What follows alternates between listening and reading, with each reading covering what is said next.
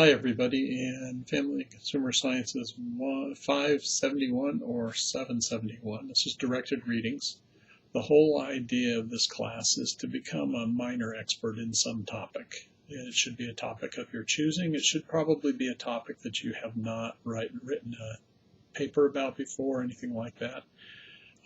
Generally, what I ask is that people will come up with about 3 topics that they would like to consider and then run those by me. The idea is to have a topic, to do some research, to figure out who your audience would be for giving a presentation to. You don't actually do the presentation, but you will meet with me to walk me through why it is that you chose that audience, and eventually you'll walk me through all of the information about what things you would give them and why you'd give it to them and everything. You have multiple opportunities in terms of how you do this. Some people write a paper. This year, instead of just doing a paper, I'm also asking people that write a paper to put together some kind of an infographic about it, about the topic, because some people know how to use some of the newer technologies. There's some really good programs out there to create infographics. The other option is to create a PowerPoint presentation. And that's so that you would have something that you could actually give to some audience somewhere, the one that's defined in your initial things. This class started out many, many years ago with a student that she put together a PowerPoint presentation on issues related to child abuse.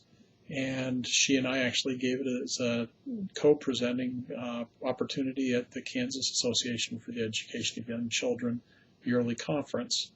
After that, she was hired in a child abuse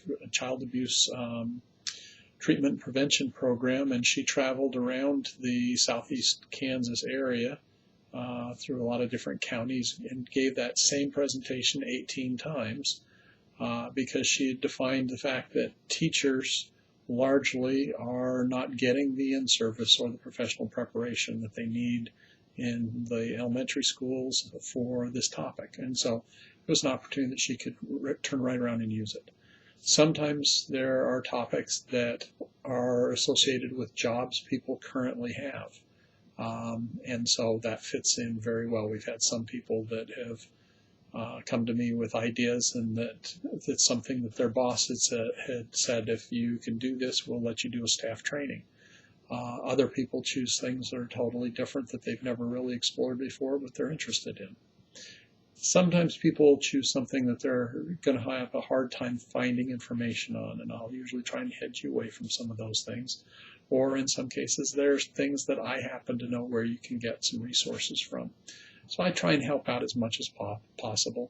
One of the first things that I do is, once I know what your topic is, I do a quick search on PSU's library database search to find out how much information is going to be out there. There are a lot of people that are using things like the Google Professional search engine to try and find information, which is good, but it's not as all-encompassing as the one that the university has that's called Summon. I encourage you to use that. In addition to that, there's a lot of things just found on the internet, the web pages and everything. That's generally not considered professional resources. And so just like we don't consider Wikipedia to be a professional resource, you can go to the web page for any number of things, or to a blog or whatever it is, and that doesn't necessarily mean that you can use it. But the way I look at it is it does inform you on the information, so you want to make sure that you keep that information. But when it comes to what you're going to be writing your abstracts about, you would not include those, but you might include it in the final presentation. The other option is sometimes students have a particular interest, and there's a textbook or something out there that, or a simple reading book.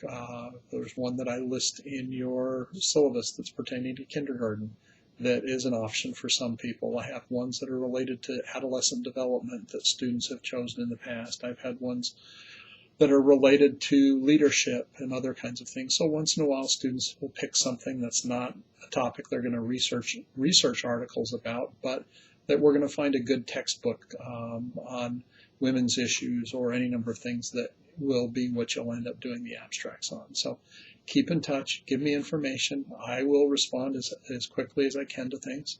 And let's start having some conversations about where you might want to go with this and what you might want to do. Hope everybody has a great semester, and I look forward to talking to you all. Thanks. Bye.